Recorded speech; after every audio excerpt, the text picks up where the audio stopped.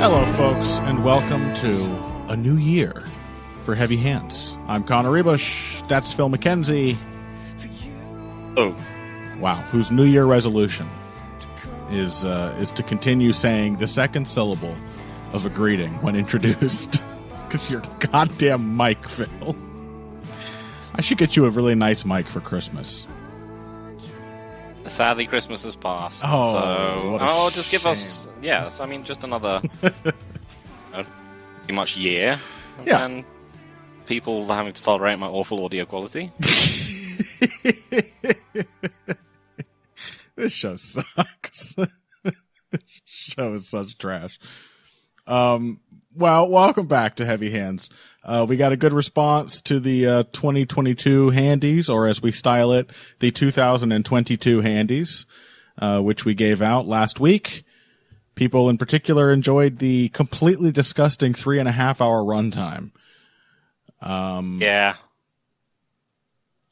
It was grueling, but we got there. I just hope that it's going to be one of those ones where we learn to moderate ourselves in future, and we're not going to, are we? No. Well, of all the episodes to be ridiculously long, I think we've always kind of had it in mind that the handies are a special event. Just think of it as 3 separate episodes and listen to them one after the other. We should be taking the fucking week off, frankly. You guys got your content. Anyway, there's a UFC card. Which, hopping on the call, Phil in his sort of gray, cloudy, typical way said, "It sucks."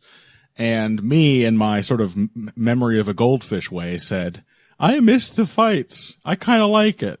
The truth is, it's not a great card at all. It's not even really a good card. But it does have some interesting highlights, and certainly having had a nice, well-earned respite from UFC events, I find myself looking forward to these completely meaningless fights. Yeah, I mean, it wasn't, there's been some hay made, including by me, about, how the main event is planned, and we're getting back-to-back Sean Strickland main events. Yeah. I mean, it could be more interesting than Imavov Gastelum. It could be less interesting. That's the main thing, is that, was anyone really man, I really want to see Kelvin Gastelum in 2023. Right. I feel like he's been looking great lately. Yeah. That's my experience with this bout change-up, because I think it's highly possible that Imavov versus Gastelum just had better odds of being a fun fight, because Imavov would have gotten to bounce all of his sniper power shots off of Gastelum's head for at least 2 rounds, and then who knows what might have happened. But that's in the sense of what happens in the cage, and that is not the sum of what actually gets me into a fight as a matchup. I hated it, because I don't want to see, in my opinion, almost completely washed Kelvin Gastelum just get fed to welterweight Cyril Gane.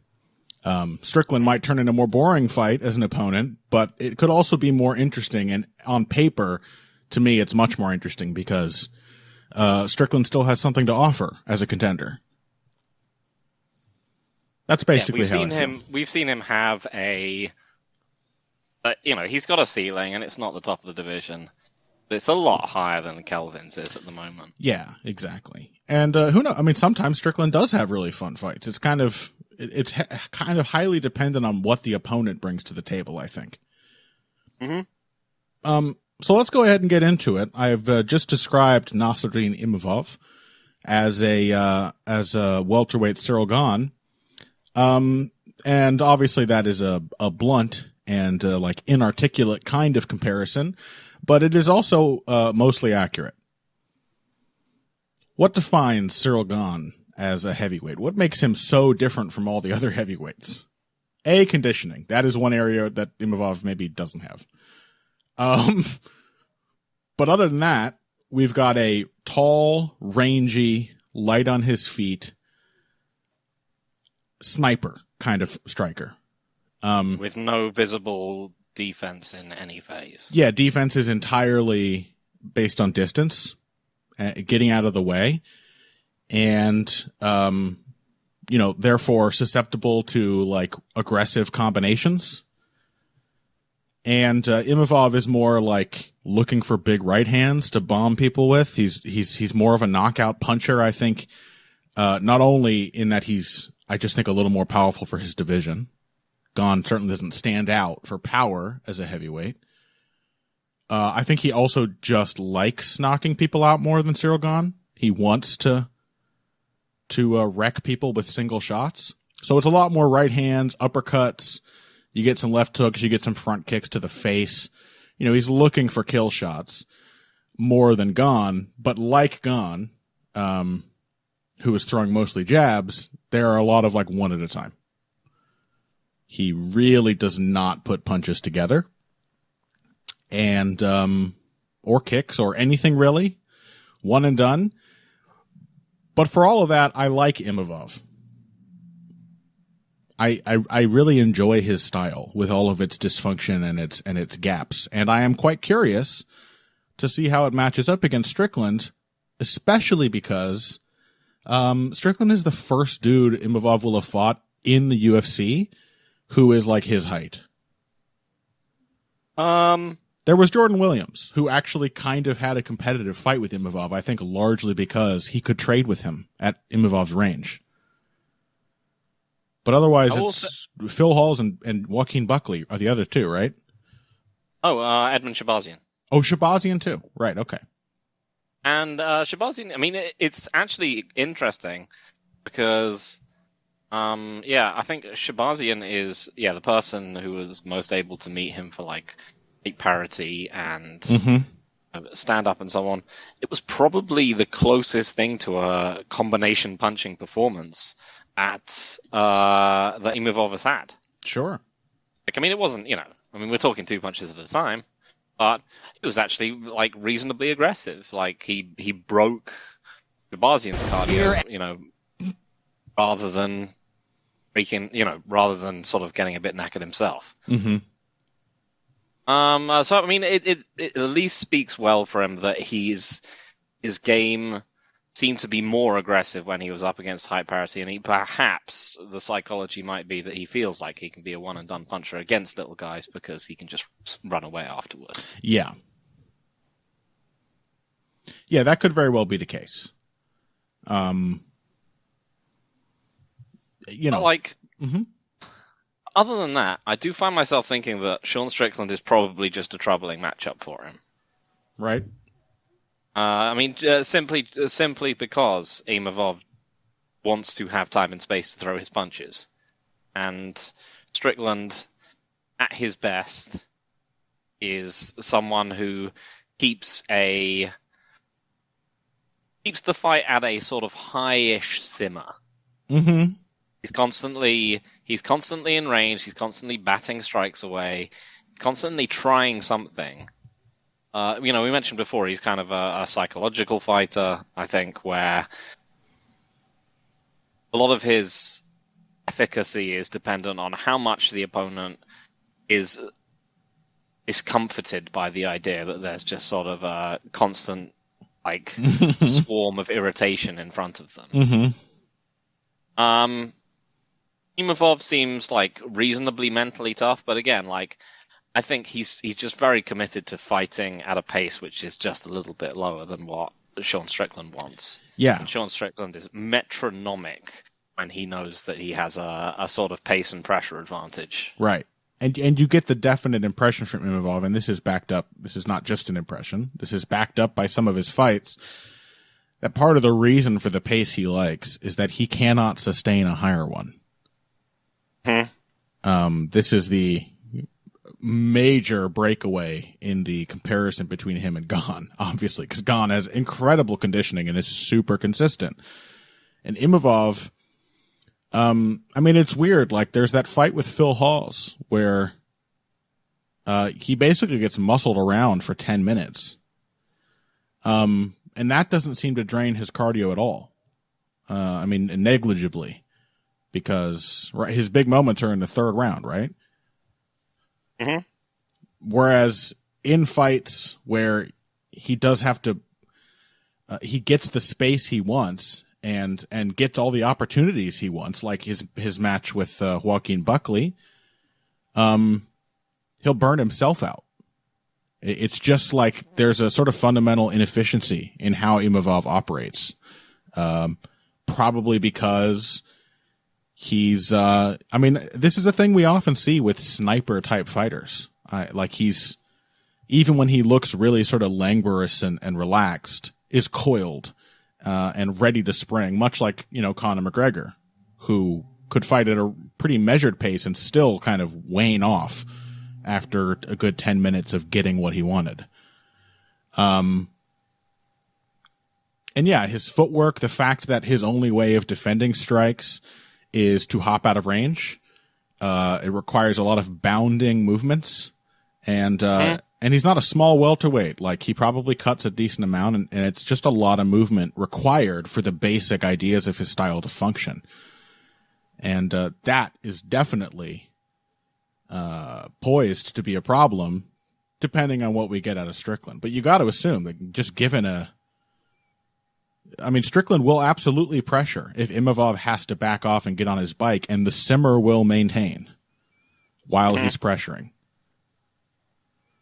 Yeah, it's a fight where you can look at how Strickland's going to approach it, and you can say, there are other things you could do to make this easier on yourself, but I'm sure you're not going to do them. Mm-hmm. Imavov is a pretty dreadful defender of low kicks. Yes. Possibly something to do with the way that he just jump. He's constantly braced to jump in and out of range, but he's just gets blasted on one leg every time. A lot of them are the classic opening when he gets kicked in the leg because he's left the leg behind as he's leaning back out of range. Mm-hmm. Mm-hmm. And he's like not a good defensive wrestler either. Phil Hall's fight being a notable example. Yeah. But yeah, Strickland just hasn't been a wrestler at middleweight. No. In the same way that he was to some extent at welterweight. So, yeah, I think in general it's one of those ones where you're expecting Strickland to. It's going to be broadly similar to the Cannonier dynamic in that Strickland's going to be racking up more punches and Imavov is going to have more significant punches, but I think it's just the fact that Imavov does not look to be as mentally or physically durable as Jared Cannonier. Yeah. Who was insane enough to just stand there with the cloud of bees in front of his face and just sit there thinking, yeah, I'm going to punch this every now and again. Other than that, I don't care at all. I would love to see Jared Cannonier dealing with an actual swarm of bees. Mm-hmm. Just imagining him sort of slowly pressuring them. Just kind of fainting. Every once in a while, punches one bee. He's like, that'll teach him. And the swarm just persists. Just looking like really furious at it as well. Yeah. It's like that that gif of the crowd shot of like who were the other two people? It was like Molly McCann and someone else being incredibly excited, and Jared Cannonier just staring blankly, just staring stone faced at the camera. Yeah, the man does not care. Yeah, his face is all. He doesn't care about anyone else. His face is all swollen like it was in the. Which fight was it at Cannonier's where he just got busted up with jabs and just kept walking into them? I can't remember. Not other than the Strickland one. Whitaker, was it? No, there was one when he was at light heavyweight, I think. I could be reversing things. I'm possibly thinking of his fight with Iwan Kutalaba, where Kutalaba... Well, no, I think you're thinking of Jan Blachowicz, aren't you? That's probably... Didn't he fight Jan? Yeah, that's probably it. That sounds right. Yeah. Yeah, Jared Cannonier has unbelievable conditioning. And is incredibly mentally tough, and for better and for worse, will not change what he's doing, really, at all, based on the opponent just sort of pestering him.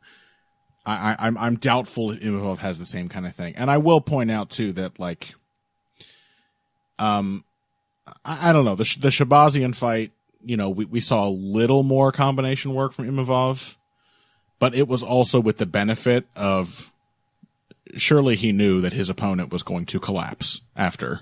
How many losses was that for Imavov or for Shabazian that Imavov met him? I think there was 3, right? Because it was yeah. It was Hermansson and it was Brunson. Right.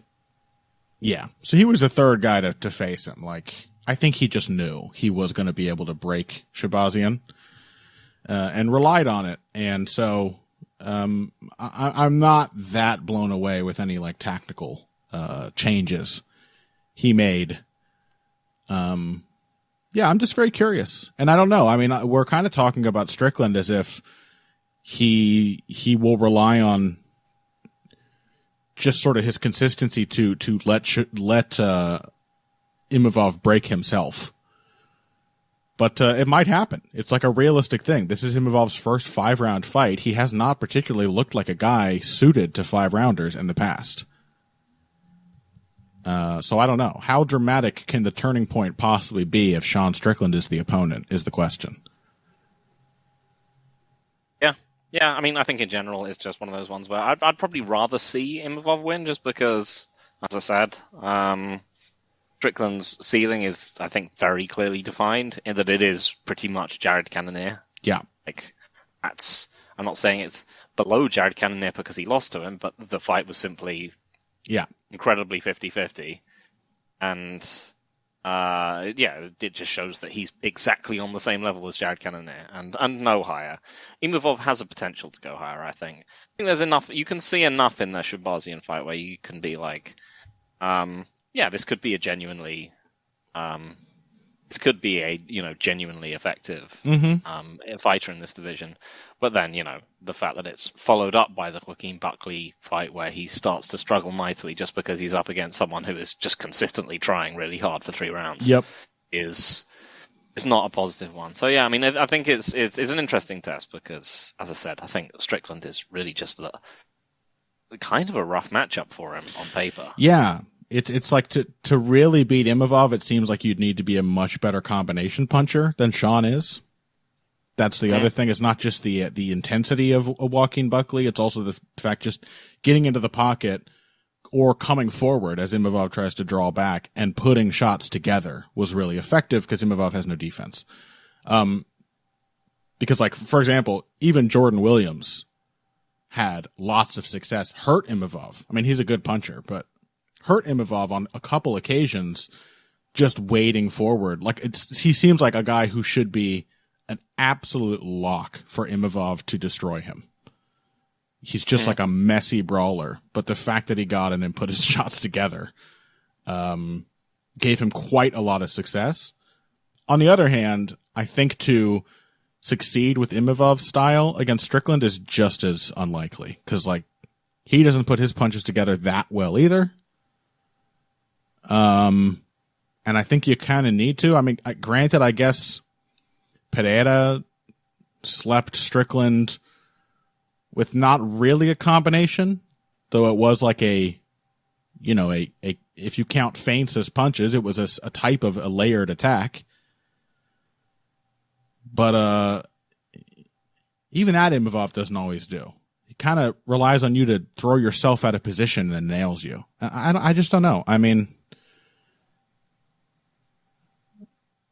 he's going to have better rounds. I'm not willing to sign off on him as being Alex Pereira tier of puncher or even offensive threat. And he's not as big. Said. Pereira is Imavov's a big welterweight. Pereira is a light heavyweight, a big light heavyweight too. He's a big light heavyweight. Yeah, he's massive, and that makes a difference. So are we picking Strickland? But how's he gonna? We're just picking him not to lose. Basically, is he gonna actually like break Imavov? I think he'll win more clearly as the fight goes on. Yeah. Yeah, but Imavov's gonna get big rounds. I think early. Yeah. Unless he just that's can't. Basically what I'm picking. Unless he just can't land, that would be kind of funny. But only throwing one shot at a time, and he just Strickland just sort of awkwardly avoids the bulk of his offense. I mean, that's the other thing about Strickland is that his defense is normally it's has a purpose that it sort of serves. Yeah. I say that he's a good defensive fighter, but when he was fighting Cannonier, what made that fight close was that Cannonier was obviously landing the bigger shots, but that Strickland was landing his shots more cleanly than Cannonier. Yes. Strickland was always doing something to take steam off Cannonier's punches, pretty much. Yes. So yeah, I just don't think that he's going to get knocked out, and I just think Strickland's just going to, not necessarily take the fight over or anything, just slowly start to push Imavov out of it. Yeah. Probably getting like similar to the Cannonier fight, just with the fact that I think the dynamics will be reversed, I expect, whereas the Cannonier fight was sort of Strickland doing well early, Cannonier doing well late. This I think will be Imavov doing well early, Strickland doing well late. Mm-hmm. A little more like his fight with Uriah Hall, perhaps. Mm-hmm. Yeah. Yeah, I've seen Imavov flag too many times in the later rounds against opponents much less consistent and much easier to hit.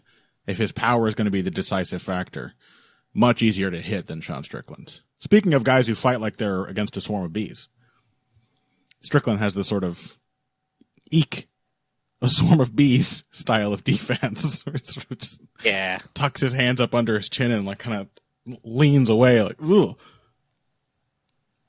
Yep. That's how a normal person fights a swarm of bees, by the way. Cannonier's the weird one here.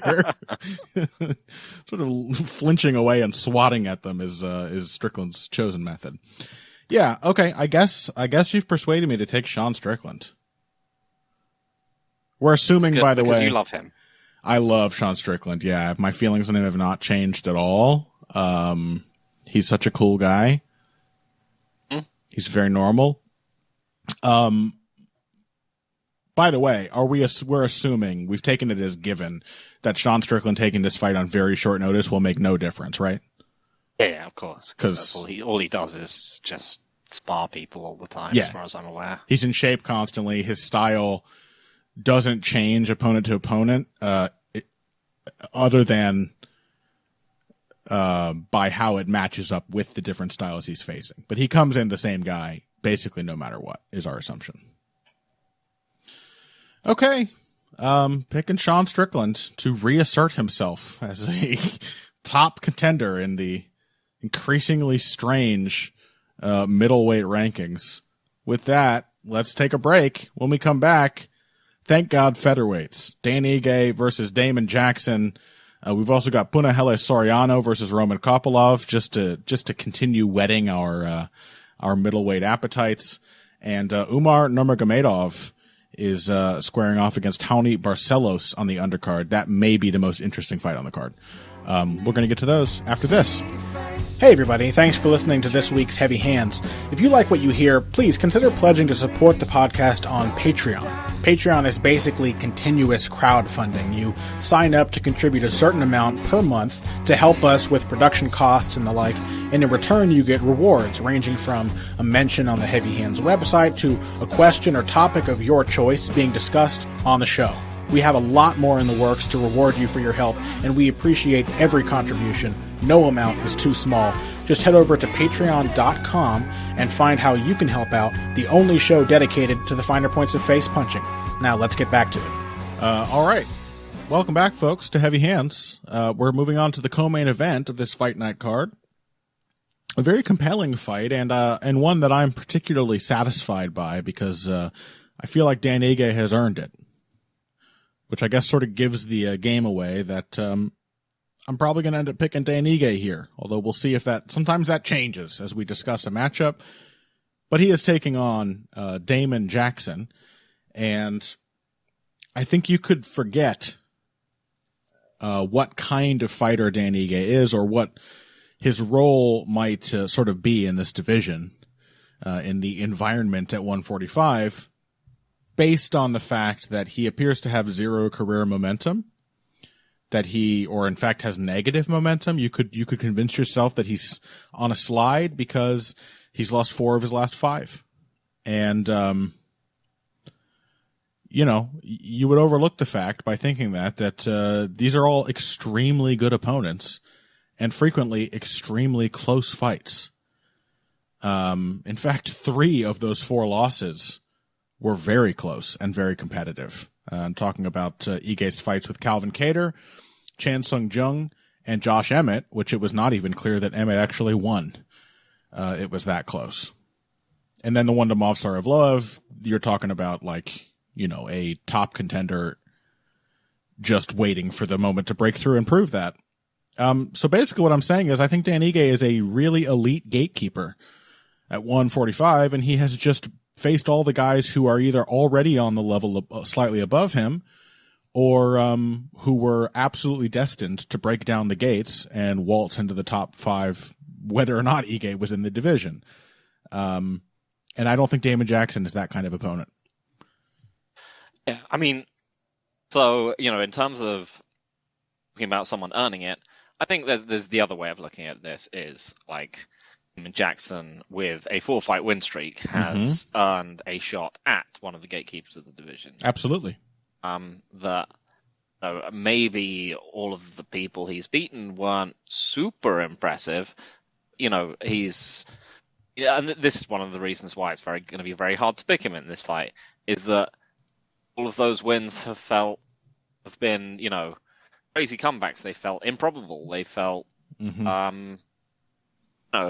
he's someone with a great story and someone who's, he's also earned his chance to take on, someone at Ige's level.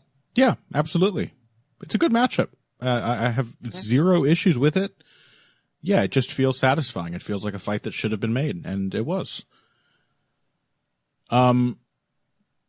So yeah, I mean, I will say that of the wins he's gotten, the Pat Sabatini one was the most impressive, and for that reason, the biggest surprise, or vice versa, because Pat Sabatini did look like he had yet to really prove it, but he did look like he could be another, perhaps slightly less impressive Evloev in this division, like a contender in the making. And Damon Jackson just made him fight a crazy Damon Jackson fight and got an improbable but no less impressive comeback. What's the problem with expecting that kind of thing to work against Dan Ige? Dan Ige is functionally immortal. Yeah, that's one big problem. He might be. I mean, it's unfortunate for him that Calvin Kattar is in this division, because otherwise you might be like, he's the toughest dude at 145. And Max Holloway, yes. And Holloway, yeah. Still, I mean, he is essentially on the same tier as all of them. Like that knee that Evloev crushed him with. Oh my God. One of the most how did you survive that shots of last year? Yeah. Yeah. Huge shots from Kattar, from Chan Sung Jung, both big punchers, and he's 2/3 the size of all these guys too, which somehow makes it more impressive. Yeah. So I mean, again, basically, you have a fight where it's at Damon Jackson's abilities are just sort of largely in unstructured violence, and Dan Ige has that, but Dan Ige also has significant physical attributes to back that up. Mm-hmm. He's extremely explosive in terms of closing distance. Mm-hmm. He's incredibly durable. He hits harder than Damon Jackson. And he's actually probably just a technically superior fighter. Yeah. In basically every respect, I got to assume. And the Evloev fight is the only time I've ever seen Dan Ige just get shut down by wrestling and grappling. And even that was just a component of how Evloev had to beat him. The man scrambled out of basically every bad position he got put in. He really, really made Evloev work. And with, a less technical opponent, with a less, Evloev himself is a very good athlete, and bigger than Ige. Without such a comprehensively well-rounded opponent, who knows how that fight might have shaken out. Damon Jackson is not Movsar Evloev. However impressive some of his grappling moments may be, I kind of struggle to actually see him getting Ige down. And without that, he's stuck on the feet with a guy who I've been saying for a while, and I think I'm pleased to think that this is a fight that will reveal it to people who base most of their opinions on results rather than what's actually happening in the fights. That Dan Ige has just been quietly getting better and better as a striker. Starting with that Calvin Kattar fight, he had a lot of good ideas. Very methodical pressure, great use of feints that we had not really seen from him before, great body punching. He took the targets that were available to him and just couldn't really maintain it. Calvin Kattar did his thing where he turned up the pace and Ige started to flag late. But then I thought Ige was really consistent and consistently making tactical adjustments in that fight with Chan Sung Jung. I found that to be a really impressive performance that I thought maybe he was winning and was like coming back to win at points. And that's the other one actually, I guess, which is also not as surprising, where somebody actually did have significant success against Ige with wrestling and grappling. But I mean, Mirsad Bektic had a lot of success against him. Yeah. But I mean, this is the thing, is that like these are monsters.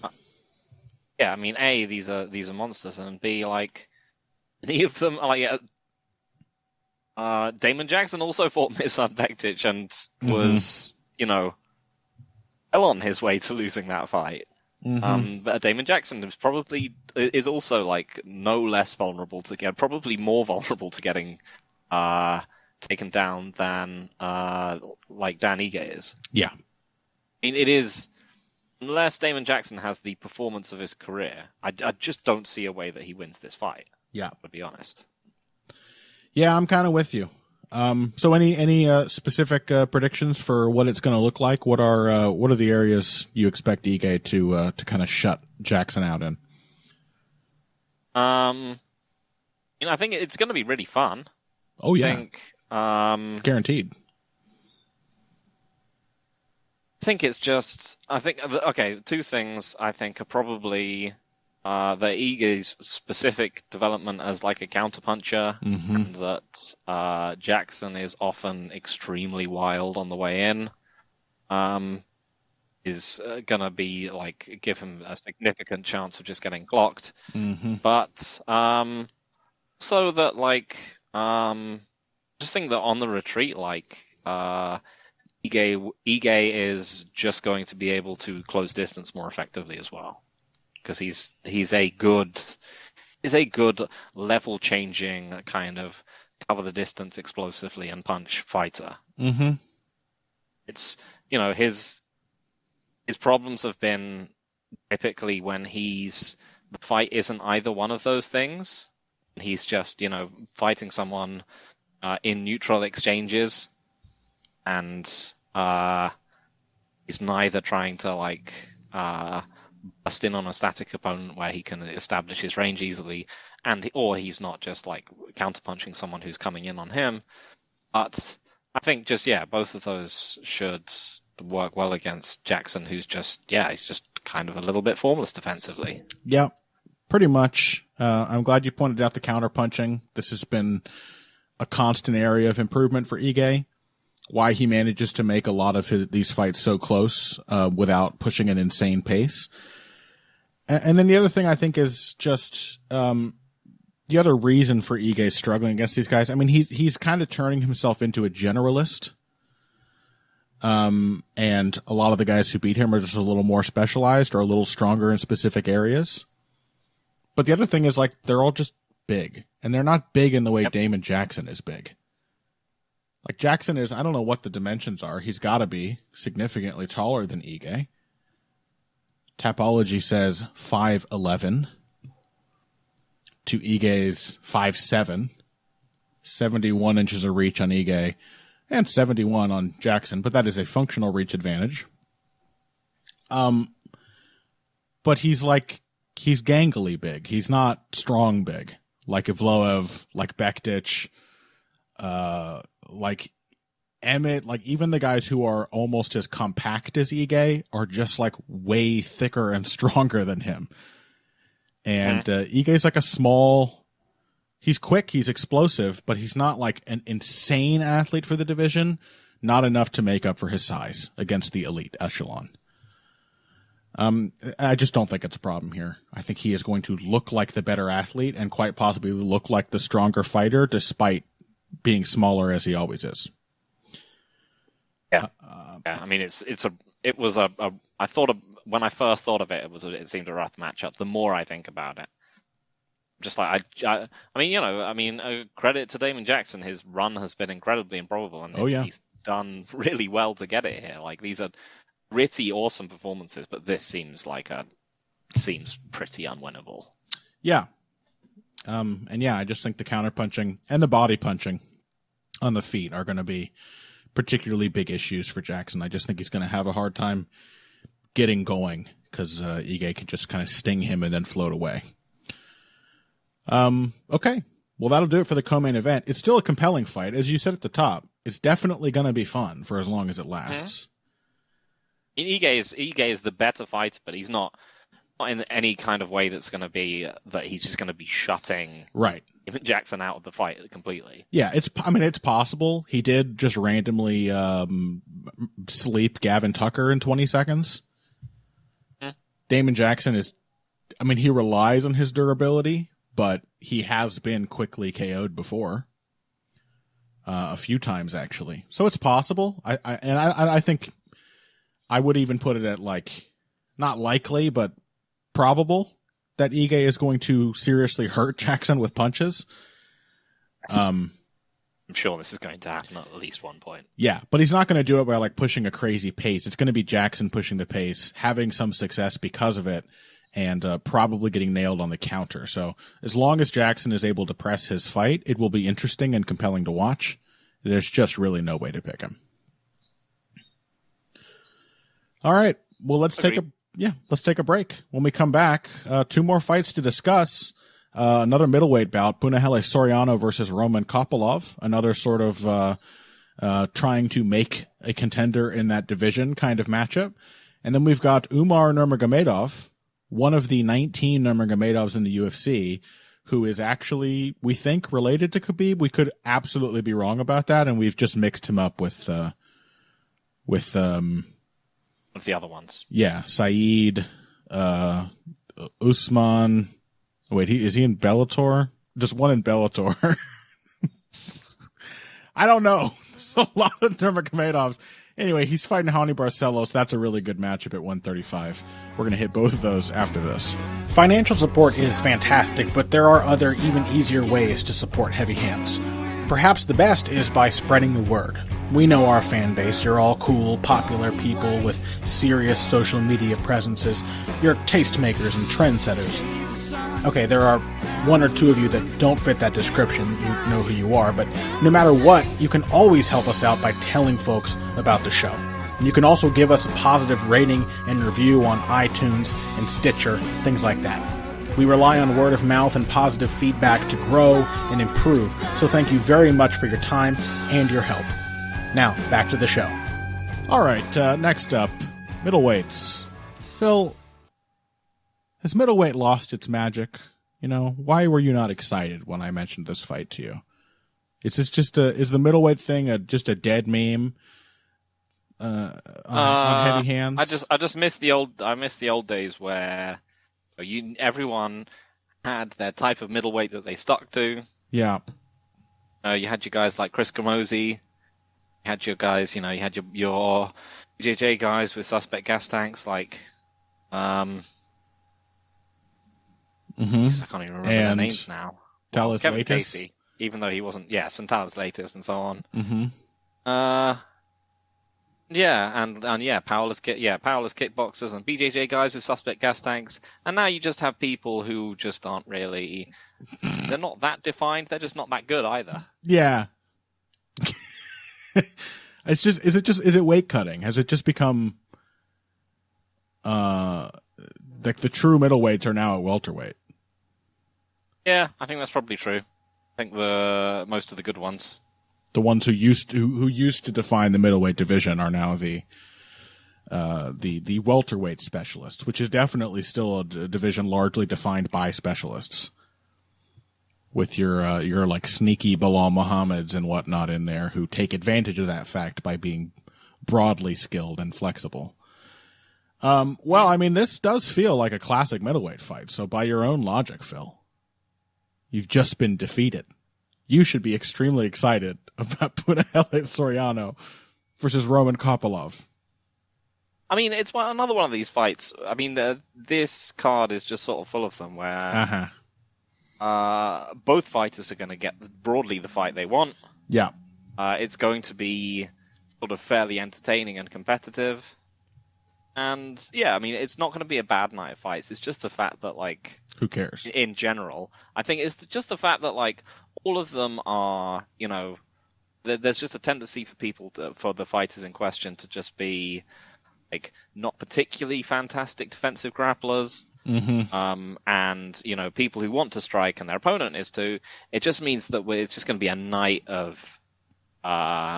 fairly evenly contested striking exchanges. Mm-hmm. Mm-hmm. Real, for the first time in a while, has real vibes of like I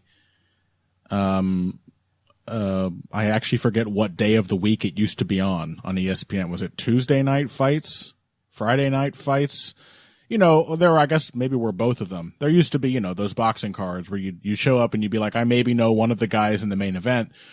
There's a bunch of like possible prospects sort of being like shaken out on the undercard. I basically have no investment in who these people are. I'm not following the arcs of their careers, but they'll probably be reasonably well booked fights, and a couple might surprise. This card really has that vibe, and this really has that kind of vibe. As in particular, this fight, as you said, Soriano and Kopylov both want to strike with people. They have different approaches to striking, but they will both allow each other the time and space needed.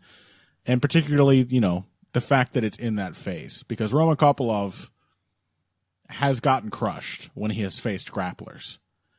And when I say grapplers, I include Carl Roberson, who is like a Paul Felder type, in that everyone still thinks of him as a striker, but the dude only wants to win by grappling. He will try and grapple anyone up and into and including Glover Teixeira. Yes, absolutely every fight, Carl Roberson will try his wrestling, which isn't to say he didn't have any success as a hard hitting southpaw on the feet, but certainly that was the competitive part of the fight, and the grappling, as it was in Kopilov's fight with Albert Duraev, is not competitive. He's just sort of like willowy and doesn't like it. But Soriano's probably not going to rely on trying to out-wrestle him. Soriano likes to punch people with his huge left hand. And so he's just going to kind of slowly walk Kopylov down, and Kopilov's going to bounce around and try to land jabs and weird little counter right hooks and be like a sort of underwhelming like Joe Calzaghe type in the MMA context.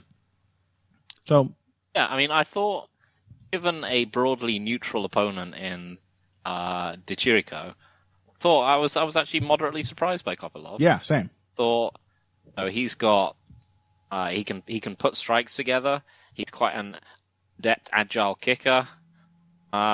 He keeps an okay pace on the feet. Mm-hmm. And yeah, as I said, he's got an idea of how to use one thing to inform the next. Yeah. And, you know, he can work his lead hand. And I think he looks, I mean, he's going to be like he seems to broadly be like a sort of a Michael Johnson of the division. Mm-hmm. So that he's going to be quite threatening to stand up against, but also if you wrestle against him at all, you're probably just going to win. Mm-hmm. You know, unfortunately for him, there is already someone like that in this division, and he is the champion. But, that job has been taken. No. You know. Yeah. And let it never be said that middleweight doesn't have a space for weirdos. That's right. Weird specialists, they just have to be heavyweight sized. Actually, they actually can't be real middleweights. You have to go all the way up to the next division, which is incredibly forgiving for extreme specialization, that being 265.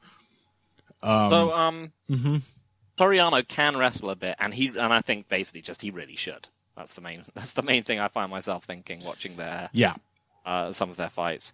I mean, Kopylov he's like a pretty good striker. Mm-hmm. And Soriano is simply a powerful one. And yep. He pretty much got outstruck over 3 rounds by Brendan Allen. Well, it was competitive. I mean, and it was mostly that he just has terrible defense, and Allen just kicked him in the body 1,000 times. But yeah, it's like you're gonna have your pace. You're gonna be able to hit him. It's a question of, can you do that without letting him stand in front of you and sort of rotate his turret slowly so that it's pointing at you and then blow your head off? He's also a decent body puncher. He's crude but not thoughtless, whereas Kopylov's a little slicker, but has ideas of how to put things together. Soriano has ideas about how to set up the left hand and a few ideas about how to play off of that threat. The other thing I think he should do, by the way, is this is a southpaw versus southpaw fight. Always an interesting dynamic. In boxing, the rule is that usually leads to like a weird, ugly fight because the southpaws don't know how to fight each other, and their opponents don't just like fumble into their usual setups. In MMA, the rule, in my experience, is that southpaw versus southpaw fights are more violent because MMA southpaws really rely on the greater distance and those few tricks that orthodox fighters routinely stumble into to win comfortably. And otherwise, MMA is such an offensively defined sport that at a closer distance, with the greater range of targets and the ease of finding targets you get in a close stance fight, they just hit each other more. And in particular, the other aspect of Kopylov's fight with Karl Roberson was that another southpaw was that he got his lead leg completely destroyed. And Soriano, a decent low kicker. I've seen him land some crushing low kicks in the past. I think he should absolutely lean on that. It seems like a perfect complement to the dynamic of this fight, which is bound to be Soriano shuffling forward and Kopylov trying to circle away. So he really should just be obliterating his leg with low kicks from the start. If he doesn't do that, if he doesn't try to work his wrestling, huge oversight in preparation or damning evidence that Soriano really is like kind of a dumb fighter who only wants to do one thing. Yeah, I mean, you can clearly looks like he has a significant physical edge, if nothing else. Yeah. He's a big giant man, and Kopylov looks like a slightly, beefed up Jesse Eisenberg. Right. He's not an imposing physical specimen. Yeah. And yeah, his weaknesses have been so transparently displayed that it is a bit of an IQ test in this case. I think it is also an IQ test that I think Soriano is probably going to fail. Mm-hmm. I'm still going to pick him. I just don't trust Kopylov that much, to be honest. I think he's fair enough. A little too breakable, not powerful enough to scare Soriano off. Even if Soriano makes Brendan Allen, that's for sure. Well, Brendan Allen at least is like incredibly consistent and aggressive in a way that Kopylov usually isn't. I just think Soriano is going to hit the most memorable shots on Kopylov, even if he doesn't take advantage of these obvious strategic openings. I think I'm going to pick him to win by being much harder hitting and much tougher. Enough. Are you picking Kopylov? Yeah, I think so. Okay. Well, that brings us to possibly the best fight on the card. It's not possibly. Is it definitely? Just is. Yeah. Yeah, come on. Yeah. Okay. I had to look at the undercard again just to remind myself of, like, again, what the sort of theme of this night of fights is. Yeah, you're right. Okay. Anyway, it's Umar Nurmagomedov versus Raoni Barcelos, who has just been successfully relegated to this role. He just has to fight all the toughest dudes that no one really gives a shit about. And by that metric, I guess this is probably his best chance to break through in some time, because from what I gather, especially looking at the odds, people do give a shit about Umar Nurmagomedov. What kind of favorite did you say he was here? He's something really stupid, right? He's like a minus 400 favorite. Yeah. No one should be that heavily favored against Barcelos. Bro, even in fights like the Victor Henry one where he just gets completely beaten, they're still like miserably tough fights for the opponent where he's constantly trying. He's a good athlete. He hits hard. He's very well-rounded. Nobody should be favored like that above him. Yeah, I think it's the name. I mean, I'm seeing other places where it's even higher than that, basically. Yeah. Talking like Umar Nurmagomedov in the minus 600 range. Yeah, that's too wide, folks. That is insane. That's too goddamn Come on, guys. wide. He looks like a good fighter. Umar? Very good fighter, even. Yeah. Mm-hmm. Yeah. Is he going to beat Barcelos in the ways that we've seen other people do it? It's not even... Is he going to overwhelm him with constant pressure and pace like Victor Henry? I don't think he will. Not just pressure and pace, but like really masterful combination punching set up off the jab. Are we expecting that out of Umar? Yeah. And essentially, this is one of those fights where it could just be that Umar is just... all he needs to be is at a certain level of wrestling... at a certain level of wrestling skill that is above what Barcelos can handle, and he will win relatively easily, assuming he doesn't do one of his things where he just takes a long time to feel the opponent out on the feet, as he did against, I think, Sergei Morozov. Mm-hmm. But, that's just going to have to be a way of winning that we just haven't seen particularly, like, that well against Barcelos. No. I mean, let's see if I can find some stats here. Yeah, go on. He's just a very good, coherent, defensive and offensive wrestler. He's a good counterpuncher. Don't think he's likely, lots of Nurmagomedov's effectiveness comes again from like controlling distance. He's very light on his feet, can move in and out a lot. He's a decent kicker. He's got a very good shot.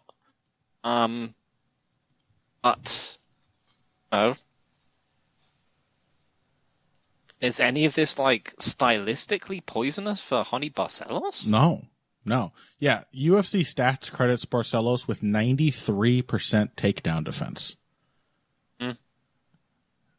Over 8 UFC fights. The only guy to ever take him down was Kurt Hollowbaugh. Granted, the only guy credited with a takedown. It's always a bit iffy. And we obviously haven't closely reviewed every minute of Barcelos footage to find out. But that's the only guy credited with a takedown, and it netted him all of 38 seconds of control time. A statistic, by the way, which includes any time Hollowbaugh might have spent holding Barcelos against the fence. That also counts. So there really has been zero evidence to suggest that Umar's main strength, being the only guy named Nurmagomedov left who actually fights sort of like Khabib, that it is a particular strength against Barcelos. In fact, I would say Barcelos has largely looked sort of like impenetrable as a defensive wrestler and grappler. Almost all of the wrestling grappling in his fights has been initiated by him. Yeah. There is the question of can he out-grapple Umar, if he's the one who decides to press that side of his game. And if he can't, if that area of the fight is a wash, does that still make this quite close? Because I do think Barcelos is one of these fighters who he's broader than he is deep. I mean, he really makes up for a pretty significant lack of depth in a lot of the specific areas by being a really good athlete. But I'm not really impressed with Umar's striking, to be honest. So, like, Barcelos is just a little more natural, a little more fluid on the feet. Put strikes together better, has better ideas. I mean, Umar is kind of a weird hybrid of like Khabib's grappling. I mean, he's like a small Aljamain Sterling almost. Yeah, just without any of the any of the weaponized pace of Sterling. Yeah, he's like old Sterling, just popping out kicks until such time as he can just hit a super clean takedown. But I just don't think those are going to materialize here. Yeah, I think one of the big dynamics is like Barcelos going to low kick him a bunch, and if so, because I'm assuming this is probably one of Nurmagomedov's triggers for yes, it certainly is. Or shooting. He's a really good wrestler. It is entirely possible that this could be one of those fights where you're like, this guy's really good defensive wrestler, and then he fights this guy, and you're like, oh, it's just not. Mm-hmm. It's like it's simply not enough at this level. Like Bobby Green against Islam, for example. You're like he's always done very well against wrestlers, and then he fights Islam, and it's just too much. This could happen. This is presumably what the odds makers are expecting to happen. Sure, I guess. But other than that, yeah, you're talking about a sort of slightly low to medium pace kicker on the outside. He's a good and varied takedown artist from like a number of positions, but he's also just spent a lot of time pushing people up against the cage. Marcelo in the clinch. I mean, I think the main thing is that like Barcelos is not consistent round to round, and Nurmagomedov just has been so far. I think that's one of the major. That he seems pretty tireless. He's very confident that he's always going to win. Much like Khabib himself, he's happy. A lot of the time, you get the impression that he is deliberately taking time on the feet because he's very sure that he can take the guy down whenever he wants.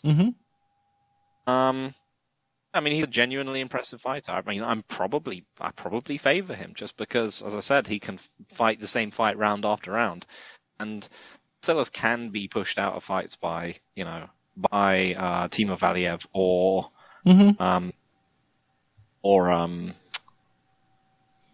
why have I forgotten the Mongoose, whatever his name is? The Mongoose. This is his name. Talking about Victor Henry? Yeah, Victor Henry. Oh, okay. We just said his name before, Phil. For fuck's sake. I know. So yeah, I mean, I probably favor Nurmagomedov for that reason, but I mean, it's just so weird. Like looking at the odds, I just don't see where it's coming from. Yeah, I think I might pick Barcelos just because like this really feels like a prove it matchup. Like the trouble with Nurmagomedov is that there isn't a single one of these dudes. And this is probably one of those times where I've picked against him in the past, not knowing what kind of fighter he was yet. So this is going to belie this statement, but in hindsight, not a single one of these dudes is a guy that I'm like shocked Nurmagomedov was able to crush them with his wrestling game. Or that he was able to sort of survive against long enough on the feet to get to his wrestling game. None of these are surprising. Like Brian Kelleher getting submitted in the first round. What's new? Sergey Morozov like fighting a relatively slow-paced fight on the feet, giving his opponent time to set things up. Exactly. That's what happens. Nate Maness not being able to stop a takedown. Shock of all shocks, Phil. These are all gimmies. And that's definitely the benefit of hindsight, but Barcelos is just, he's not a gimme for anyone. I mean, you say he got pushed out of the fight by Valiev. Yeah, for stretches. He also, pretty sure he won that fight. And at the very least, it was insanely close. Insanely close. Got pushed out of the fight by Victor Henry, but continued coming back and making it competitive and, just putting Barcelos away, actually completely shutting him out of a fight so far has not looked possible. I understand that, yeah. I think he is a Brazilian wrestling champion or something like that. He's a very good wrestler. Very good. Yeah. He's got some kind of like national wrestling credentials of some sort. That's the other thing that makes him so impressive. Like, here's your Brazilian jiu-jitsu guy who's a phenomenal athlete, but he's actually remarkably good at wrestling, which most of those dudes aren't. Yeah. And so I don't know. I mean, I have not seen a ton of people, other than Valiev in some stretches, like test the breadth of Barcelos' wrestling defense. Because the thing with Umar is, like Khabib, he's not really dependent on getting like a clean shot to take someone down. This is a layered takedown artist who will almost overlook a lot of his shots. I mean, he got them easily against Nate Maness, but will frequently sort of just, the shot is like a jab. It's a way to get into the wrestling pocket, the clinch, where he can then start to disrupt your balance and get your weight all on one leg, or, get head position and get you off to an angle, get himself off to an angle, and attack all of these different sort of weaknesses bit by bit. Trips and throws and like twist downs, and reshots. It's the connectivity of his takedowns that is so impressive. Always the case with Khabib as well. But, I'm just not ready to think that that's actually going to be that effective against Hani. I've never seen it before. And otherwise, I think Hani's just like a harder hitter. And unless there's like some as yet unexposed great weakness to kicks, I just think he's going to have a lot of chances to counterpunch Nurmagomedov. So I'm going to pick him. Yeah, it's fair enough. I mean, I think it's also just that, like, felt like Barcelos did not look physically all there when he fought Henry. He just didn't look. Yeah. Punches didn't look particularly snappy. He looks a bit ragged, like, from the first round. We've said this before, that we wanted him to go up the rankings pretty quickly because he's kind of an old bantamweight. Mm-hmm. I do worry that he's lost a small physical edge, and he is 9 years older than Nurmagomedov. That is certainly possible. I just think like that young man confidence and that, just the fact that I think, Barcelos is just losing a bit of that physical edge, to be honest. Yeah, I think that's. He beat Trevin Giles, but it's Trevin Giles. Yeah. Trevin Jones. Jones, yes, my bad. I mean, I find I can't really find a technical reason to disagree with what you've said. Yeah. It's just, I just think of it, it's just the sort of the physical matchup and the trend. Is too hard to ignore. I don't disagree with that either. Yeah. And it is remarkable. I mean, it seems like an airy thing to base a pick on, but like Umar, he is exactly as confident as the bettors and odds makers. You're completely right. Like he is, sort of scarily purposeful in the cage. Indefatigable, like does not look like, but again, I do think that has to do with the opponents. All these, in one way or another, are sort of gimmies where there's like an easy out into his A game. And Barcelos could very well be the guy who introduces him to the idea that maybe it's possible for him to lose. And it's always a question how a guy deals with feeling that for the first time. And even diminished, I think. Barcelos was such a good athlete. There's a reason so many hyper athletes have such long tails post prime, that they just like it's just a lot more physicality to chip away at. So age just doesn't affect them as quickly most of the time. Could be the case. I agree. I think he's diminished somewhat, but I'm not ready to believe it's enough yet. I got to see it. Yeah, as you said, as we both said, best fight of the card. Yeah, very compelling fight. And a not particularly good but perfectly acceptable card, largely because we got several weeks off, which was nice. So that'll do it for our first proper episode of the new year. Coming up next week, we have UFC 283, which is now Teixeira versus Hill, a fight which was comically made the moment Magomed Ankalaev versus Jan Blachowicz was over. That's also got the fourth fight between Figueiredo and Moreno. It's got Burns Magny. It's got Andrade Lauren Murphy. Paul Craig, Johnny Walker. Are you fucking what a fight. Kidding me? Shogun Hua's fighting on it. Woo! Phil likes that. Brad Tavares, who Gregory is Rodriguez. Ihor Boteria? Is he incredibly violent? I don't know. Every time I see his name, I just think of that episode of Family Guy where Peter Griffin made his house a sovereign nation, and he called it Pretoria. Oh, yeah. I have thought of that literally every time I have seen Ihor Botiera's name. It's probably the only reason his name even registers as familiar to me. So I don't know. There's time enough to research that. It's a very good looking card. Quite a few gems actually sort of mixed throughout the undercard as well. So that will be, this is our first proper episode of the year. That will be our first good episode.